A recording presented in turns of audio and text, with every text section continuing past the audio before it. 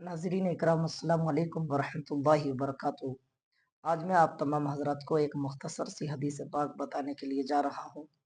एक मर्तबा का वाक़या है कि एक शख्स नबी करीम सल्लल्लाहु अलैहि वसल्लम की बारगाह आलिया में हाज़िर होता है और हाज़िर होने के बाद अर्ज़ करता है, या रसूलुल्लाह सल्लल्लाहु अलैहि वसल्लम, बेटे पर माँ बाप का क्या हक़ है?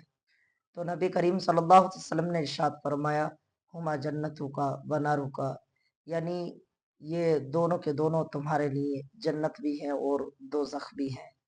इस वाली हदीस पाक से ये पता चलता है कि अगर इंसान माँ बाप की खिदमत करेगा, माँ बाप के साथ अच्छे बर्ताव से पेश आएगा, माँ बाप के साथ हुस्न सलूक करेगा तो ज़रूर ज़रूर जन्नतुल फिरदौस पाएगा।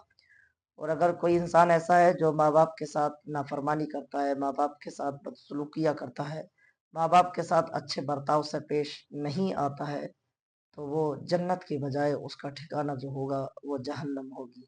अल्लाह ताला की बारगाह आलिया में दुआ गो हूँ कि अल्लाह ताला हम तमाम के वालिदैन को सही और सालिम रखे, हम तमाम के वालिदैन को जो है वो उम्र खिदर अता फरमाए। आमीन या रब्बल आलमीन।